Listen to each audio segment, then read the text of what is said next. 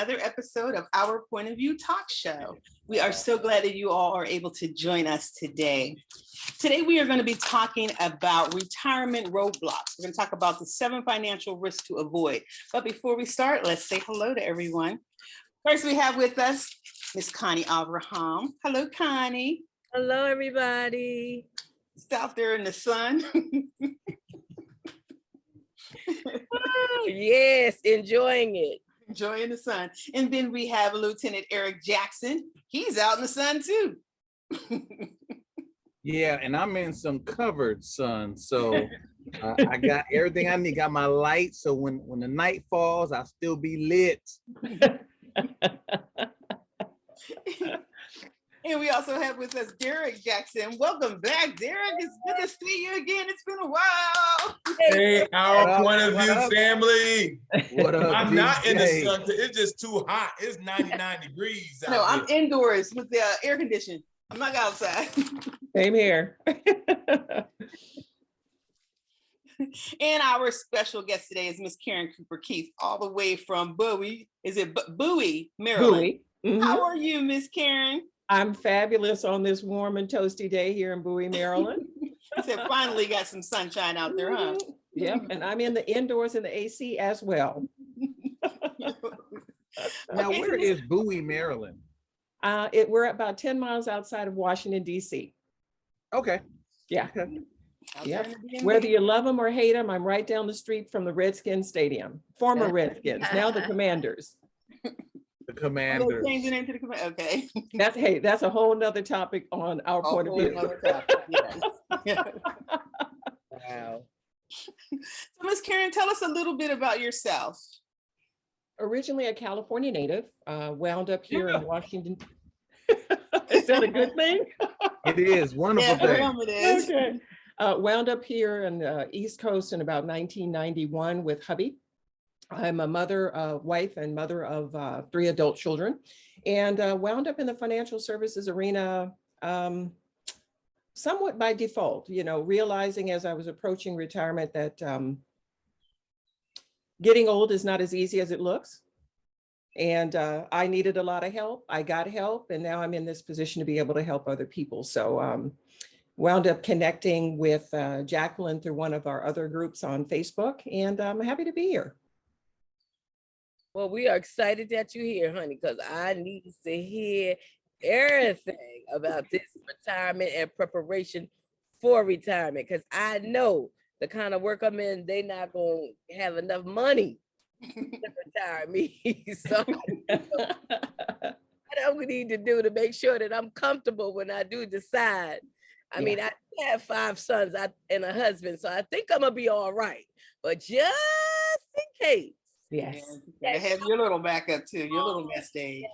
Yes. Traveling money, I need all of that to be put somewhere to the side so I can get my hands on it. There you go. There you go. So, Miss Karen, tell us, what was your motivation for helping people with their retirement? Well, as I said, living my life and getting to the point where I was in my mid to late 50s and realizing how what I thought was my good plan was no longer my good plan. After a couple market downturns, and then getting to the point where I realized I was just unprepared, and got some help from my CPA, now mentor in the business. And he kept saying, now that you've gotten yourself together, Karen, or you're on the right road, you really need to do this to help other people. He thought I would be good at it. So in my basement, quarantined with COVID, I applied and went ahead and got my insurance license, or started the process. And really, it's a pleasure being able to share, particularly with women. That's my target market. And why I share with women is historically, we wear many hats in the house and inside and out of the house. We take care of everybody except ourselves typically. And then we've looked up and we've helped kids and aunties, uncles, whoever, neighbors. And at the end of the day, we look up and we go, wow, where's my plan? And so as we approach the goal is strategic wealth building. The key is creating something that you can leave a legacy. And the other key is making sure that women minimize the risk of losing their assets so that they don't run the risk of outliving their money, because we live longer than our counterparts. We Yes, live you do. longer than the men. And so, we have to make sure that we do not outlive our money. Mm, Yeah. that's I'm so sorry. So at what age do you help women start planning their retirements? Well, ideally, we should start as early as possible in our 20s. But what I find with my target marketing, I do a lot with Social Security benefits and things like that. So typically I wind up talking to women that are 50 and above, but it doesn't mean I can't help anyone, because the information and the tools that I share are useful for anyone at any age. But typically the target market has been 50 and above. 50 and above. Okay. Okay. Mhm. So you had mentioned earlier when we had spoken about the real estate, how that was your way to, make money. So talk to us a little bit about that. How has that changed now? When my husband and I lived in California, we relocated here, kept the house out there that my brother-in-law managed. And then if you all remember 2003, 2004, that was really before the market kind of took off for the first time. We were Right. able to sell the house and do what they call a 1031 exchange. So we bought rental property before the market went crazy. And so that was hubby and I's game plan. We were going to use those as bargaining chips as we got closer to retirement. Well, if anybody has held real estate or has real estate and went through the market crash that we went through, what was it, 08, 09, 10? It was super, super painful. Boy. And then having a second downturn with COVID. Now, we were fortunate enough with now we've owned up to 12. We have 7 property, 8 plus our house. But there are, and I'll try to keep this short, there are parameters when you own rental property. You're subject to whether tenants pay you. You're subject to price increases and also market drops. You're subject to taxation changes or changes in tax codes where you may wind up paying more taxes. So there are a lot of things that affect rental property. And if you're in a homeowners association, which we are, that particular development, there are more renters than there are owners. So it makes it difficult to refinance and sell. So there are a lot of external factors that you cannot control with real estate. So to have all your eggs in that one basket, it's really not the best strategy, because you're subject to all these external factors that will affect your bottom line, how much income you have coming in. And there's some people that have property that may have survived the real estate downturn, but COVID may have taken them out because people did not have to pay. Well, they were supposed to pay the rent, but they may not have paid the rent. So in that perspective, we're sitting with properties and only one of the 7 are actually viable that we can do anything with. Now, tenants are paying, we're making money, but from a control standpoint, we've lost a lot of control with that because of the market. Mm. Mhm. Wow. Okay. Now Yeah. with the rental property, when you have a tenant that's going to be in there for a long period of time, like a year, 6 months to a year and all, is it better to have the Airbnb because they're only going to be there for a short period of time? And you don't have to worry about having one tenant in there for a long period of time, having to make sure that they pay their rent. When you Yeah. have an Airbnb, would that be better? Yeah, when we talked about that, it really is your, what I would say, your risk tolerance. And so still when you have a property, you're still at the mercy of, will you be able to get an Airbnb tenant? Will you have an Airbnb visitor that would happen to not treat your property quite so well and you have extensive damage?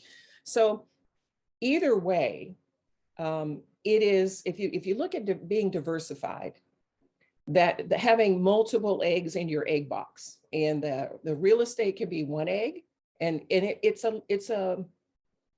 brings us in a good chunk of change every month. But what I caution is that being the only solution. And so when I talk to people, they say, oh, child, you know, I'm not going to do any of that. I got everything in real estate. Well, I kind of cringe at that because we've been doing this since 2003.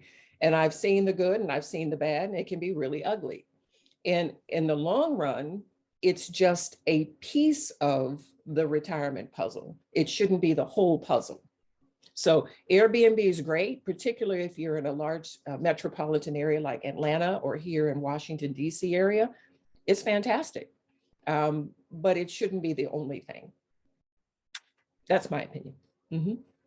Now, you know, let me ask you, because I own property as well, and I when COVID hit and the some of the stipulations or the rules that were put out there for renters was that they didn't have to pay.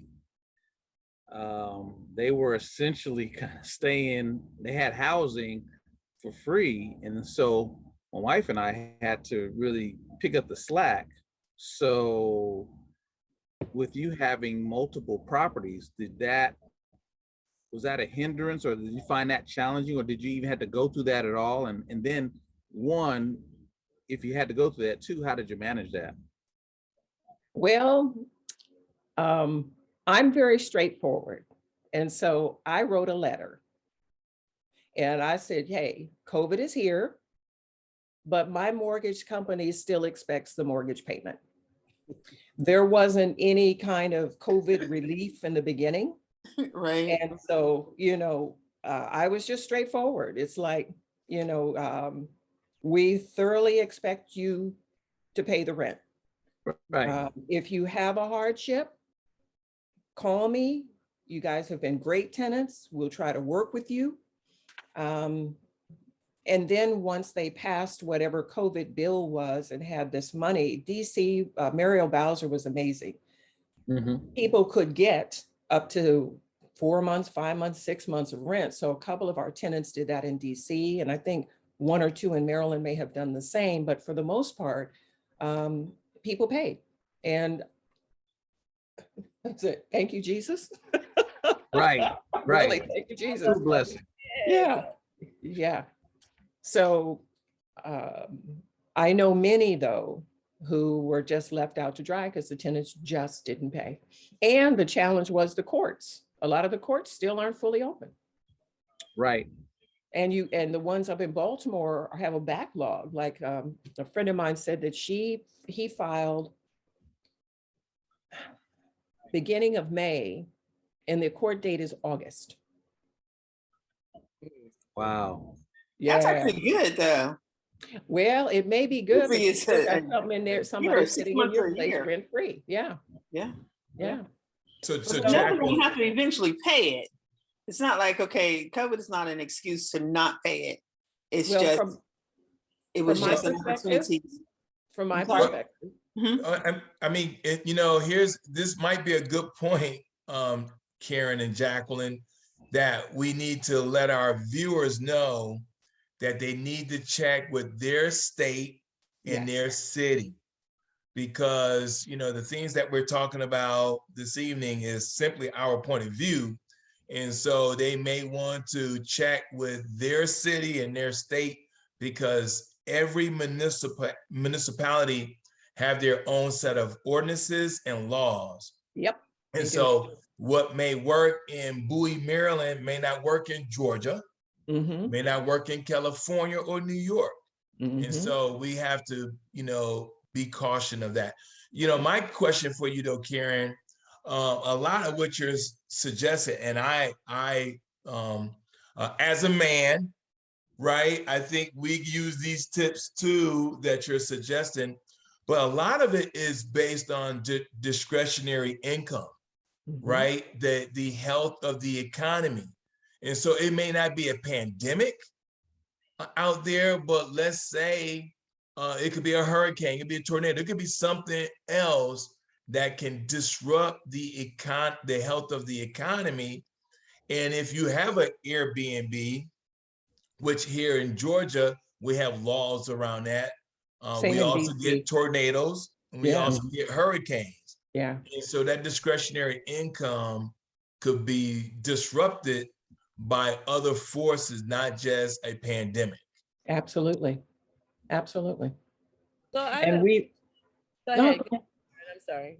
no, I mean, even when we had 9/11, and there are other things that impacted, like, what is it, the furlough that we had here, federal furlough, that was a hot mess. So when you think of just real estate in general, again, you have to measure your risk tolerance. And you also have to have, I say, lots of eggs in your egg carton. And I just don't recommend that anybody have that be their sole thing. For all the things that, myself and everyone on the panel has talked about, there's just too many variables and factors that could interrupt that cash flow and cost you money. Sounds good. Connie? I heard you say something when I think Jackie asked the question, at what age should you really be looking into retirement? You said like 20 something. Yeah. Okay. None of us on here are 20 anything. How 20 times like 20 times 3.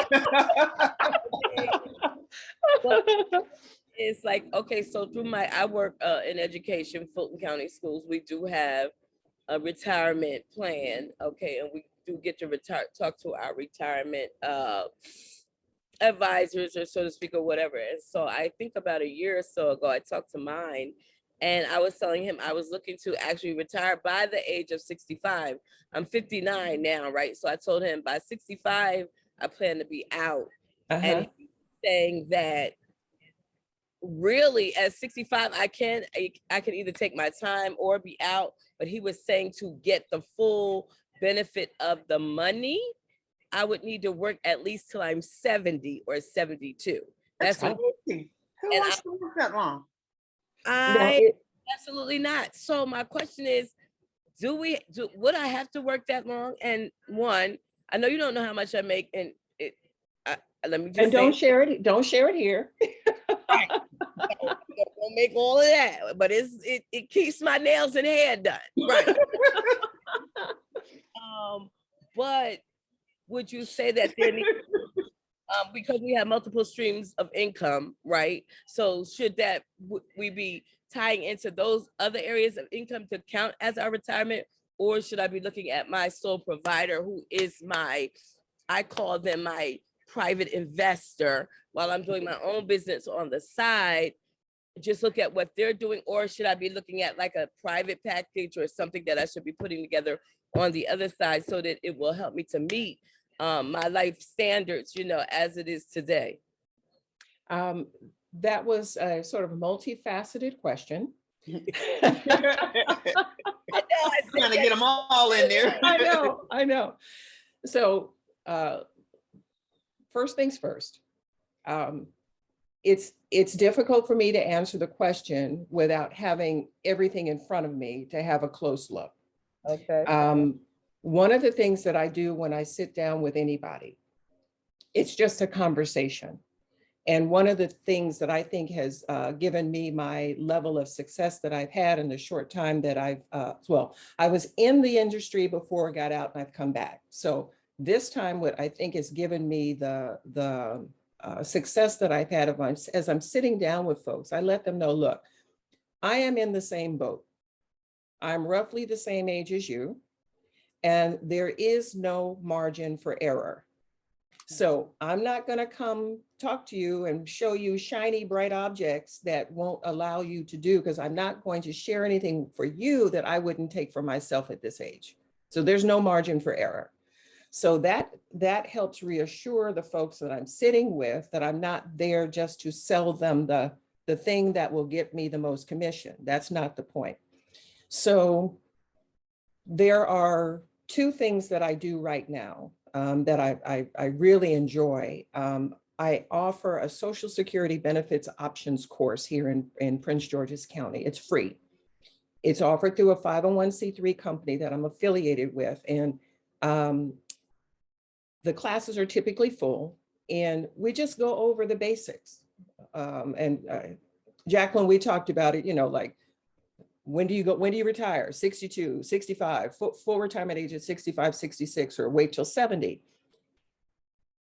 The expression I use is liars figure, but figures don't lie. And it really comes down to the bottom line, what money is coming in, what are your assets, what are your liabilities? And with what you have currently going on, whether you have a side hustle, solid business, full-time employment, investments, whatever you have to look at what age you want to go, what assets you have, and it's kind of like a spigot. Some things you may want to turn on sooner than later. So if you don't need your Social Security, if you don't need your pension, but you have other assets that you could live off of, and then let that stuff percolate until it's, you may not need it until later. And if you could let that percolate, if you could, until 70, if you had other assets that you could turn on, if you can let that percolate till 70, suppose you mess around and live till 95. Now you've got more money that will last you longer. So again, my tagline is strategic wealth building, so that you don't mess around and, you can learn about the risks. You can learn how to properly protect your assets so that you don't outlive your money. And that's really the bottom line. So when anybody sits down with you, and I'm willing to have that conversation, I don't charge. But the key is really looking at your package, all the things that you have, husband, excluding the 5 kids, because the kids might get cheap on you. Mine have threatened to put me in a home when they get mad. So it's like, I got to have my own, I know that's right. Yeah, I gotta have my own just in case. I Yeah. think my baby boy, I think he got me covered. But you're right, just in case. I need to have my own little pot stirring. Got to have your own little pot. So, I joke about it, but it's very, very serious. I mean, take a look at this last 6 months. If anybody goes to the supermarket or the gas station, what has happened over the last 6 months? Yeah. Prices have skyrocketed. Yeah. So like when I talk, we haven't even gotten into the 7 roadblocks, but the first thing is inflation. If that's not first and foremost on your mind now, and possible tax increases. So we've got so many different things. And I don't know about you guys, but when my parents were older, I always thought getting older was easy. Like we just gonna get old and it's gonna be a breeze. This stuff is hard. You got all these things to think about and timing of this. And we're not talking about possible health consequences, living long, inflation, all this stuff. So it's the strategy behind. It's kind of like wanting to build a pool house. Connie, I'll use your house as an example. You go to Wayfair, you see that cute little pool house, you want it. So they send you the blueprint, right? But around your house, you don't have the right tools. You got the vision for it, you know what you want, you know how, where it's going to go, you know how you're going to use it. But if you don't have the tools, so we all have this picture in our mind how we want to retire, how we want that to look. But nobody ever gave us the tools. We just don't know what tools to get there.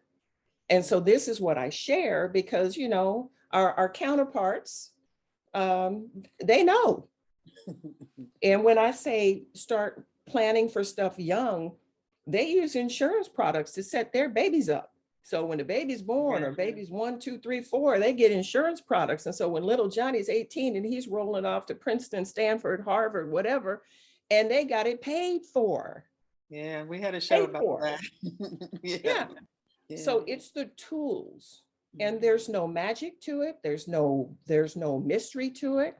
It's just really understanding what tools you have that you can either what arrows in the quiver, quivers in the arrow, stuff you can use to make sure again that you don't outlive your money. Okay, Ms. Karen, let's start talking about the retirement roadblocks. Give us some examples of those risks to avoid. Okay, so longevity is the first one. And unfortunately, nobody has a crystal ball to determine when their demise will be. I was just going to comment about all the current stuff, the events that have happened lately since Memorial Day. And so with not taking into consideration that you may have one of those kind of tragic events, all of us have longevity in our family. And so if you look at aunties, uncles, mom, dad, things like that, and with advances in healthcare, you can pretty much assure that you're going to live longer, possibly, than your parents did. And so whatever age you're at, if you figure if you live till your late 80s, early 90s, or maybe mess around to 100, longevity is the factor. And so that relates to when I get the question all the time in the seminars, when should I take my Social Security? And just by a nod of the head, how many of you have had a conversation with somebody that says, Social Security is going broke. I'm gonna take mine and I'm gonna get it while it gets good. Everybody's nodding their head. It won't be No. around by the time I get ready to take it out. Yeah, well, it will be there. I got a certification, a National Social Security Advisor certification. I've taken a lot of classes, and Social Security has a trust fund. And so within that trust fund, it's funded by bonds and stuff like that. It's trillions of dollars. And so it cannot run in the red.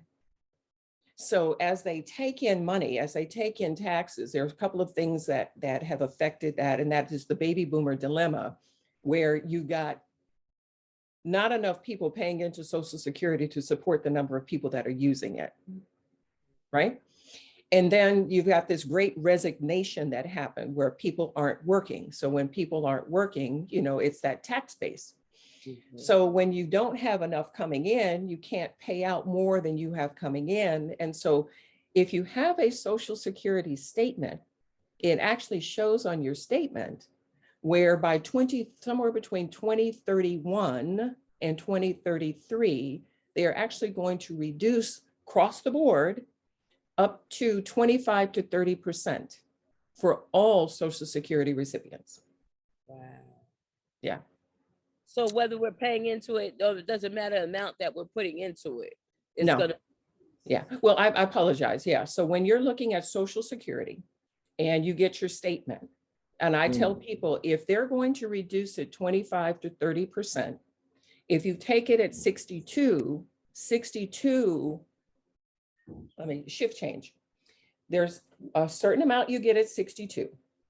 There's a full retirement age amount you get at 65, and they give you a boost if you wait till 70, right? So you're already getting 30% less of that full retirement amount at 62. So you're already 30% less. That's permanent once you take it. There's no going back. You give you a year to change your mind, and after that year, that's it. Okay. So you're already getting 30 less. And in 9, 10, 11 years, they're going to whop that down another 30. So I tell people, you may want to go, but liars figure and figures don't lie. The money may tell you you can't go until 65 or 66. You may not be able to go. And so I don't pull punches with folks. It's like, you lay your cards on the table and I'll kind of let you know how you can play the cards that you've currently got dealt. And some people are so uber prepared, it's crazy. They got money coming out of every which way. And unfortunately, I talk to people who just are not prepared. They're just not. And So if the so company doesn't offer you any kind of retirement plan, is there a way you can come up, get your own pay into something where you'll have that? oh, absolutely. Absolutely. Yeah, the 401ks, if they don't have a retirement plan. they have Yeah, 401ks. you can self-fund your own. Mhm. Yeah. And so when I say, the target age is about 50, because that still gives a person a good 15, 20 years, because time is not on your side. The longer you wait, time is not on your side. And the more you have to save more and more in order to get to that benchmark. And if a person is not a high income earner, they don't have that amount of time to make the amount of money in order to provide them what they need. So Social Security is really just a supplement. It was never intended to be someone's retirement. And it really is supposed to only cover about 40% of your retirement income needs. And that other 60 back in the day used to come from pensions. And so I'm through my brokerage house, we're showing a movie called The Baby Boomer Dilemma. And they didn't make it. It's some guy in California that made the movie and hugely popular, but it really exposes a lot of the things that are going on with pensions and with IRAs and qualified plans and such like that. So Connie, you mentioned that you're with, where you're with, there is a pension. And so one of the things that based on the movie, we need to check and see how solvent that pension fund is. And if you guys would like access to the movie, I have some gift passes. I'll be more than happy to send it to you where you can watch it. There's no hook to it. It's a freebie, but it really is an eye opener. I mean, really is an eye opener. So Because we are the baby boomers, right? The 1960s babies, we're considered the baby boomers. we are the very end. Yeah. Yeah.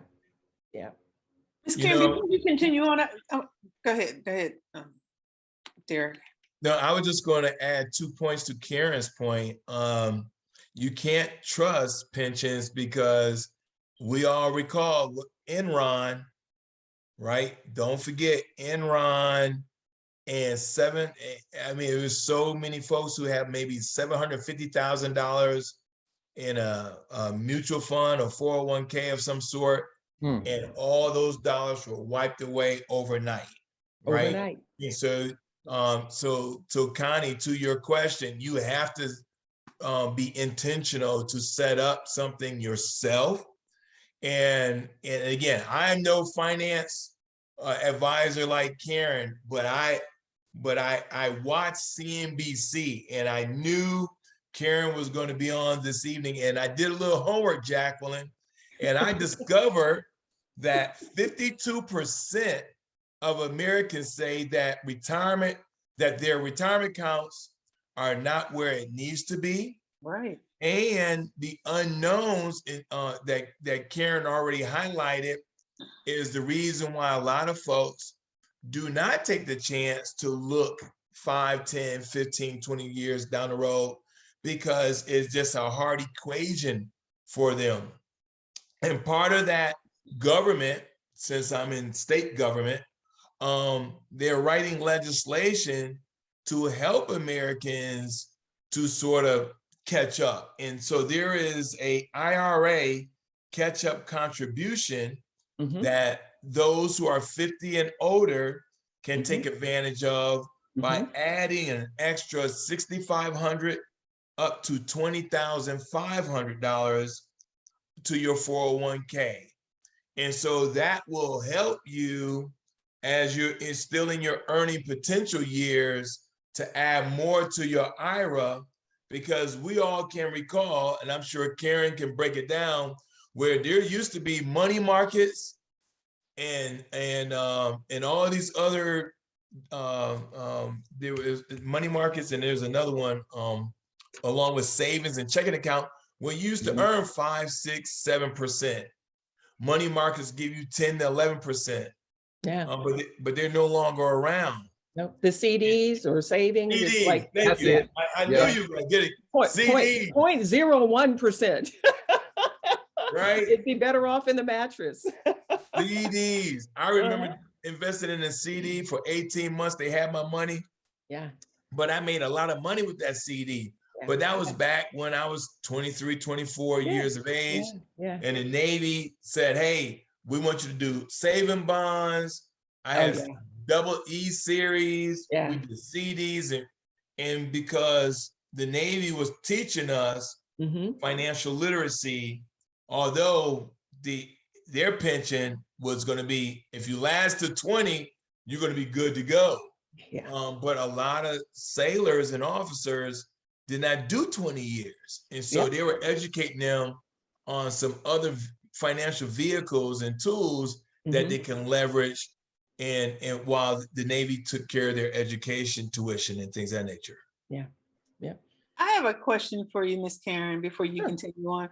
Okay, what happens when, like, if a person passes before they retire.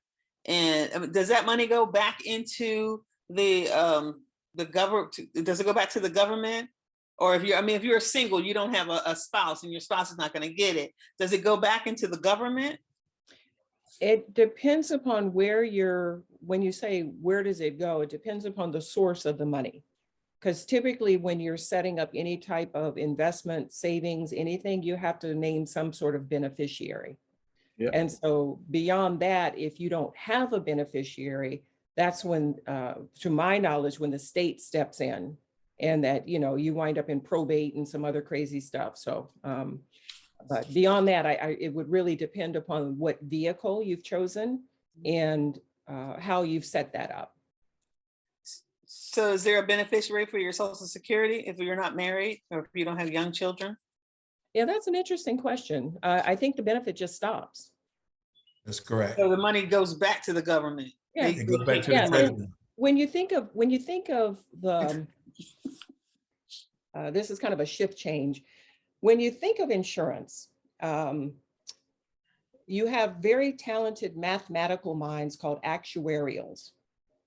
And for each of us here, there is a predicted lifespan for all of us.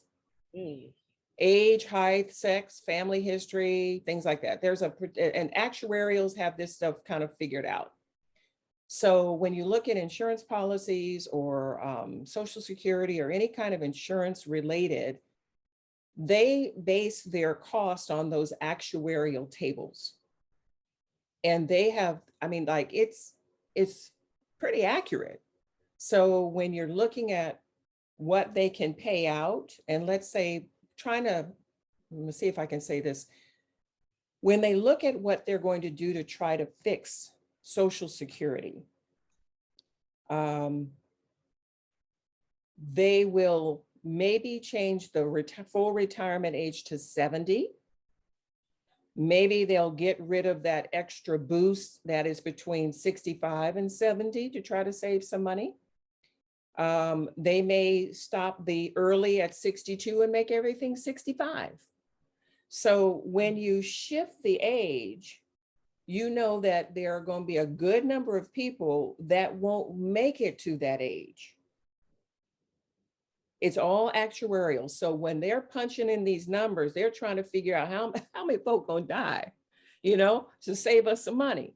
So when you're buying an insurance policy, the longer you live, the mortality tables work in your favor when you live past your expected demise date. So that's just a little sidebar. So when you stop with your Medicare, that just is some extra for the ones of us that are still living. That's Wow. a tacky way to put it, but Yeah. Right, but our beneficiary will not benefit from it. Like that's what she was saying. well, if you have no beneficiary, but if you have beneficiaries, if you're married with children, then there are others that can tap into yours. Right. Right. Yeah. So here's the other secret about Social Security, Uh-huh. that those who are looking to change that to 70 are all multimillionaires, Oh, yeah. lawmakers. Yeah. And so they're not worried about beneficiaries because they already have a golden nest egg. Yeah. And so that's why we have to vote. And I don't want to, do a pivot here, but if you got to look at it, the average age up in Congress Mhm. are baby boomers, Yep. and they are very, very wealthy. And Yep. so they're changing laws knowing that it will not negatively impact them. Absolutely. A la when Congress gave themselves a 33% pay raise, Connie, and they refused to change the minimum wage. And so all the tools and advice that Karen is suggesting tonight is hard for someone that's living below poverty to try to set up their nest egg 30 years from now Yeah. when they're still looking at the here and now. Right. And And so we got to look at that bigger picture. So yes, the bean counter, the actuaries, they're doing their job and they're giving that data to Congress, and Congress, who are making $200,000 a year and become multimillionaires. I'm still trying to figure that out, Karen. well, hey, you don't have to think that hard because all the legislation, think of, this is a pivot. Mitch McConnell is from Kentucky. You remember the CBD that got voted into law? Guess what Mitch McConnell had? He had CBD farms in Kentucky. So that is just one case where it's insider trading, whatever you want to call it. They are privy to highway bills and all this stuff, and they get first dibs at all this stuff. So that's why when they come in and they make politics their career, the Dianne Feinsteins, the Nancy Pelosi's, the Mitch McConnells, these people live off this and they are freaking wealthy Yes. because of all of the inside information that they can take advantage of, and they have the money to invest. Yes. And we're left out of the equation. We're at the low end of the pole getting the crumbs after they yeah. finish getting all of the, the big, Exactly. it's just Exactly. amazing. It's a consistent, constant wheel. It just Yeah. never stops. It just keeps turning and turning and turning. And because in our communities, we don't have the knowledge, No. you understand, to do this kind of thing that you're teaching us now. Yeah. That is why our parents, they leave here, they don't have anything, but thank God, I don't know somebody was talking to my mama because she did it all right, And that's why I talk to women. Because Yeah. my feeling is if you talk to mama's gonna make sure the kids get it. My mama sure did. In her Yeah. death, me and my sister so many different lessons about Yeah. financing and planning and having Yes. retirements and having this and having it allotted to your children. Well, it was only 2 of us, but and one granddaughter, so we already knew that wasn't hard to figure out. Yeah. But I'm saying she had it planned out though. You know Yeah. what I mean? So she had to be having those conversations with somebody to tell her about the different policies that she needed to have, even with the company. She worked for Revlon all my life, and then she turned around and worked for the county the rest of the other half of my life. So to have that money and to where to put it and place it and who to name, somebody had to tell her that. You know what I mean? Yes. And so now we are afraid to have these hard conversations. Well, I'm not, because I have them with my children. The hard conversations about financial planning. Yes. What all of my sons are grown. Okay, who is the person who's the beneficiary if something happens to you today? Where's your paperwork? Who do I call? We have to know that kind of stuff because we don't, I don't want to talk about it. No, we're going to talk about it because I'm not going to be that parent having fit fries, and I'm not going to be doing no Facebook, what's them things called? GoFundMe. account. Yeah. So Mhm. all y'all work, all y'all making good money. If I'm the beneficiary, just tell me. I'm not going to go shopping. I just need to know that I'm the beneficiary, okay?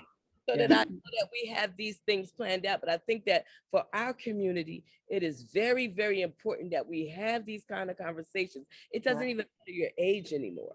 No. You know what I mean? Yeah. The age is not even a factor. It's the factor, like Karen said, 23, 25, you need to be thinking about this now. No. Because it's cheaper. The younger you start, it's cheaper.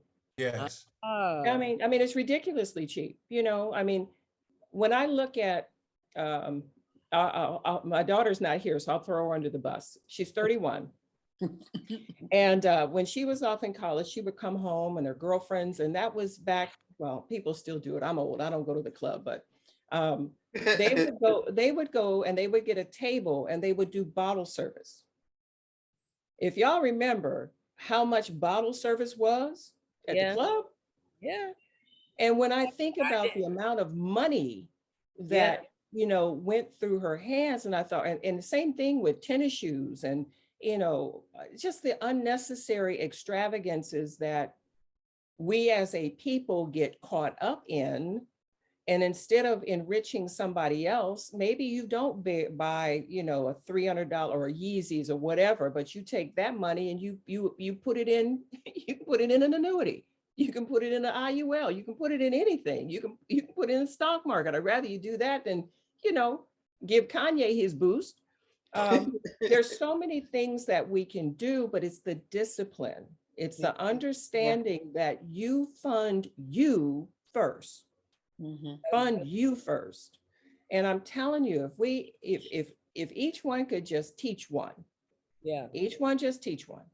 Mhm. And so can I pivot back for talk about pensions for just a minute? Yes.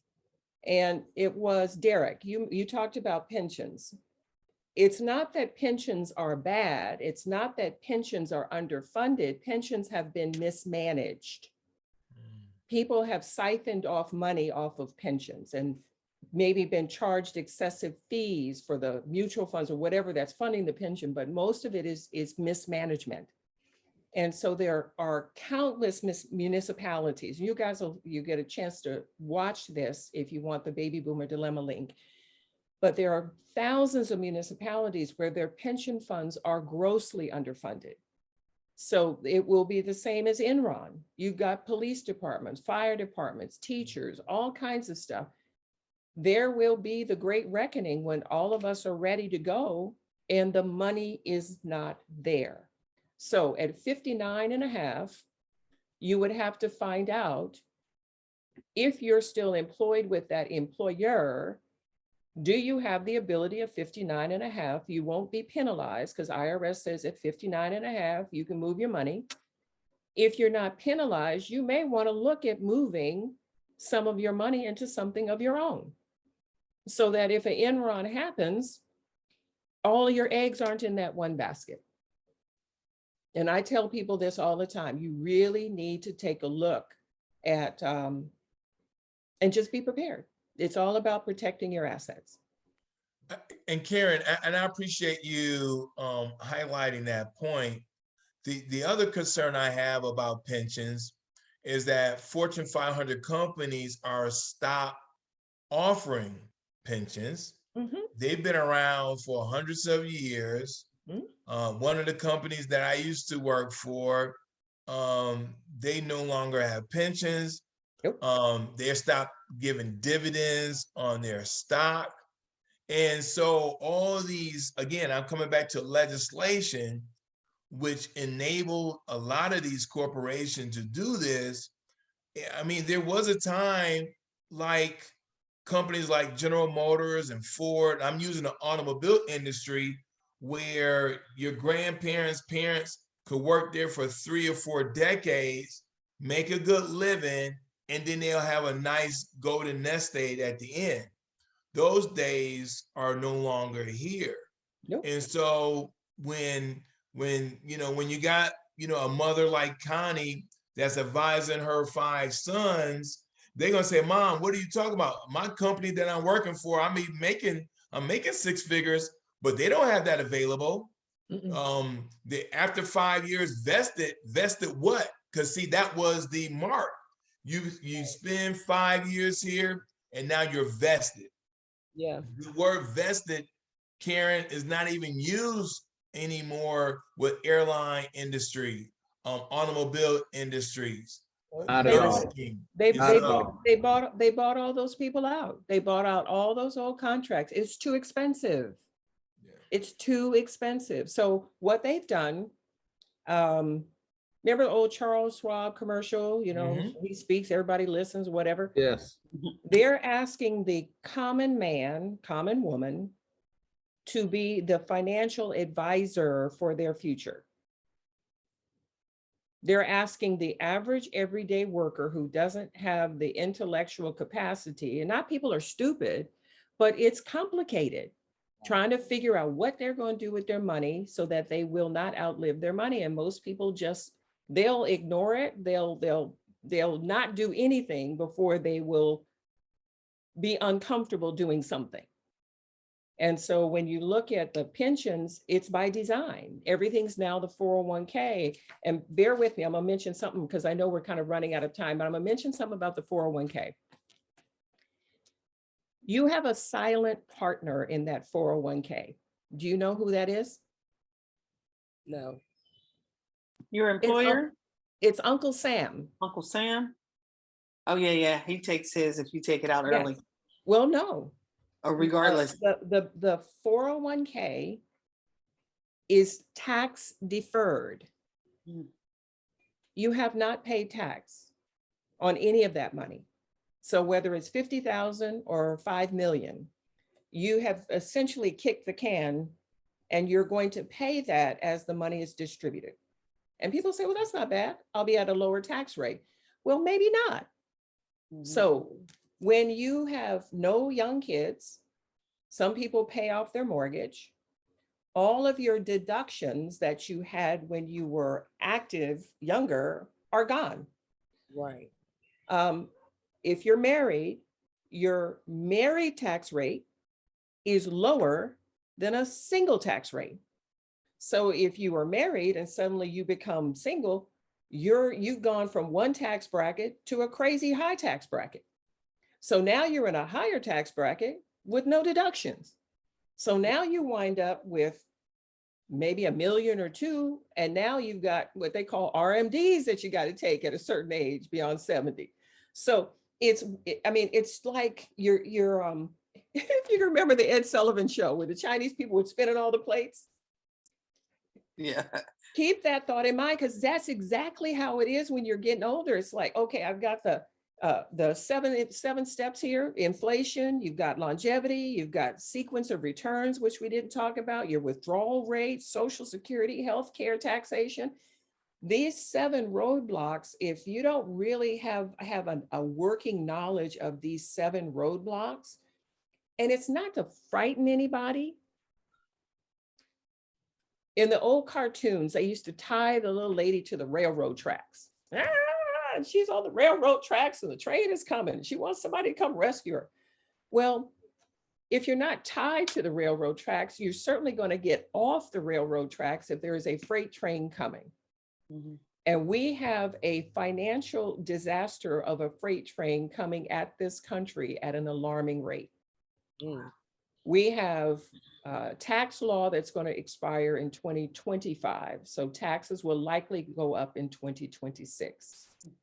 We have Social Security changes coming up in 2031, 32, 33, where somebody's grandma who can barely survive right now is going to be cut again.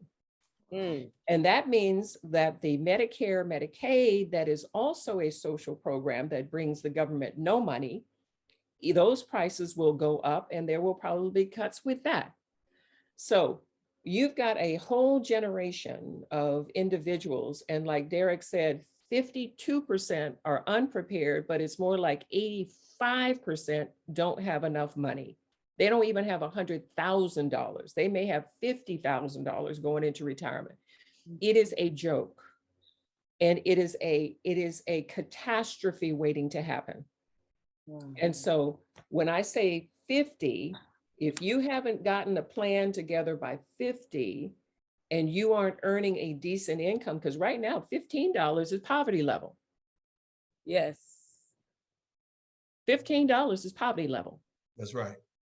That's And right. so we pushed to get minimum wage to 15. And then what happened? Inflation went crazy. Went crazy. Yeah. That's right. 15 is poverty level.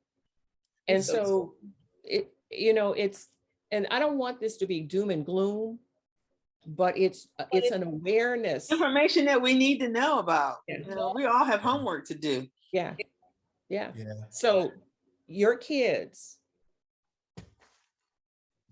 unless a young person, well, let me rephrase that, because Jacqueline, you asked me, what could a person on a tight budget do?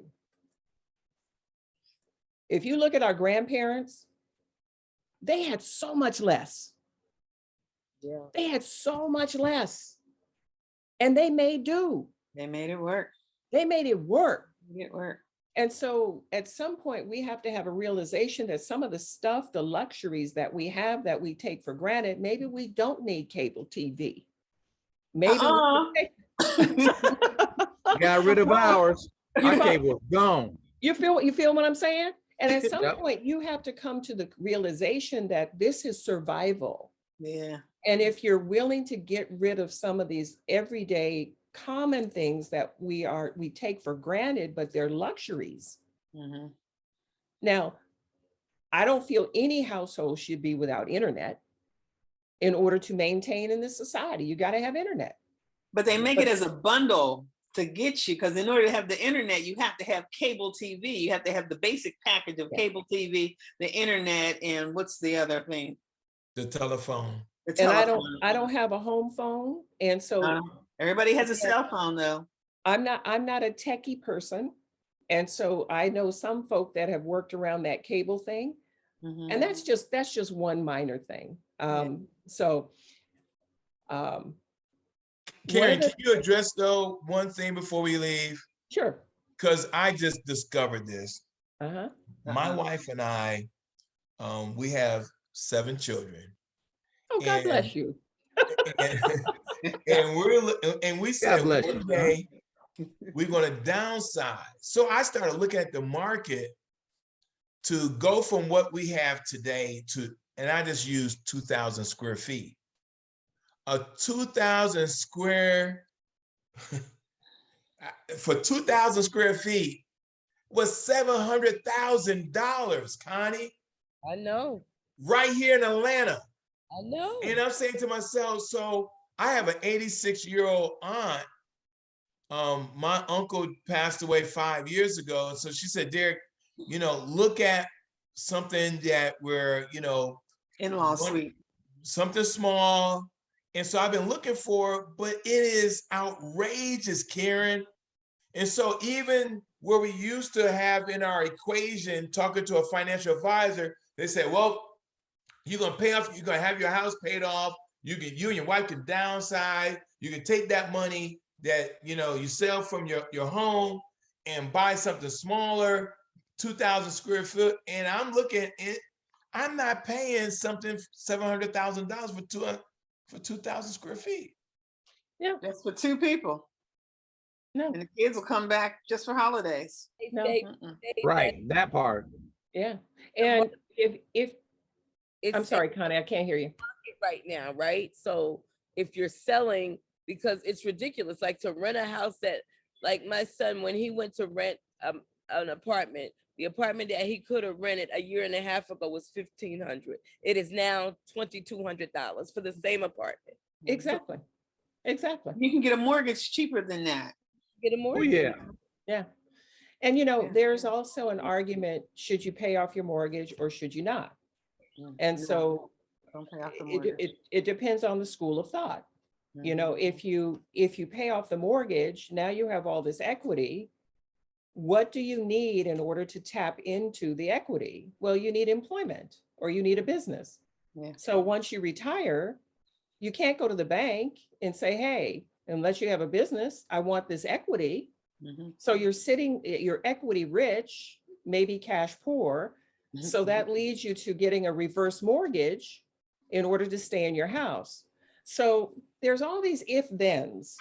And so, if your aunt was looking for something, a possibility, if you have space in your house, if you have a basement, you can convert your basement, have your aunt sell, and she can rent from you. I don't know if you want her in your property, but I'm just saying it's family. And so there are other ways you have to look at it and say, how can I use this asset to really work for me? And then So- Okay. the other thing, I know we gotta go, but here's the thing in our community, this is so good. I'm gonna actually try to tell people to go back and watch the replay. But the other thing is that in our community, we don't want to family up. Like, we would love for my children to live here, right? They could. But in our community, I got to get out. I got to have my own. Whereas in if you look at every other culture and every other community, All live in the same house together. They're in the Yeah. same house together. Until somebody can successfully launch, they're Yeah. together. Like my twins are still here, yes, and until you can successfully launch and it, yeah, the culture. I That's right. what I wanted to say, Derek, because in our culture, it's not popular to live with your mother and your father, you know. Yeah. And then when you do, oh, you still at home with your parents? Yeah, that's how they look at it, you know. Why are you back with your parents? What happened? What? Yeah, it's terrible. It is so sad, but unfortunately, and that's the stipulation that we have put on our one another. And so now we think it's crazy to still live with your parent or another family to come in and take the basement of your home and live there. No. Y'all share the expense while somebody's building their business or saving or whatever. You know Yeah. what I mean? Yep. Yeah. Yeah. And again, we'll be forced to get back into some other habits. We'll be forced. Wow. And you know, I think from a spiritual perspective, things happen for a reason. Right. And all this shakeup, I just feel like, you know, God is still in control. Absolutely. And I feel like, you know, as we go through these gyrations, as our states change and as our country is shifting, and we're in the middle of a flux. And okay, let me be mindful. I'm going to share a couple of things with you. I put my website in. So if You want anybody to share your website with our viewers? Just share, share your uh, contact information, please. it's Pinn Cooper Financial, PINNCOOPER financial.com. And that's my website. So there's a way to schedule a 30-minute conversation with me or get some information about me. There are a couple of books that I want to share with you. If I have a moment before you close out, I'll put them in the comment section. The first is, oh, I'm blurred. The Power of Zero. It's by David McKnight. I'll put that in the comment section. It's trying to get to the zero tax bracket. So if you have not heard of David McKnight, McKnight, you look him up on YouTube. The Power of Zero. The Power of Zero. Let me put it in the comment section.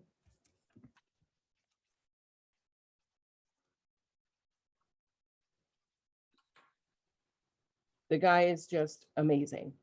And the second book is The Changing World Order. If you've not heard of Ray Dalio, he is one of the most successful hedge fund founders and operators, Ray Dalio, D-A-L-I-O. And just from a perspective of what's happening in the financial markets, I like to read. And so Ray talks about the rise and fall of civilizations. And there are 5 stages from rise to fall. And in his humble opinion, and I say pretty accurate opinion, we're at the 4th stage before the fall. Yeah.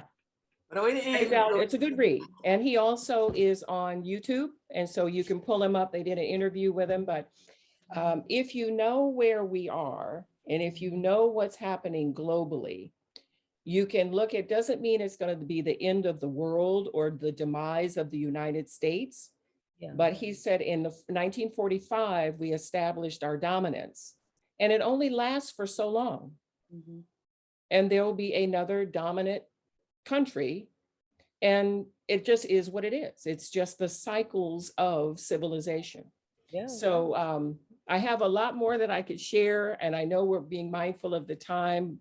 For anybody who is watching, I have some extra gift cards for the Baby Boomer Dilemma movie. This excludes my promise to the panelists, but if anybody's watching, if they want to schedule just a conversation, a 30-minute conversation, I will actually give them one of those free gift cards, and it's a $9.99 value for free if you schedule a 30-minute consultation with me. And it's just a conversation. There's no hard sell, but it's just trying to figure out where you're at and where you want to be and how to get there.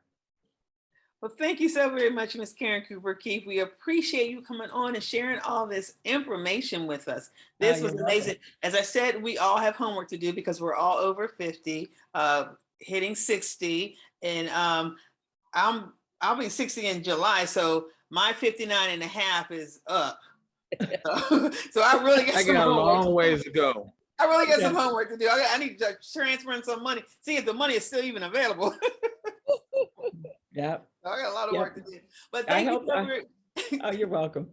thank you so very much for joining us. And guys, remember, this is our last show for season 8. We're taking a summer break, so we're going to be gone for a few months. We'll be back after Labor Day. So join us on September the 14th for more of our point of view.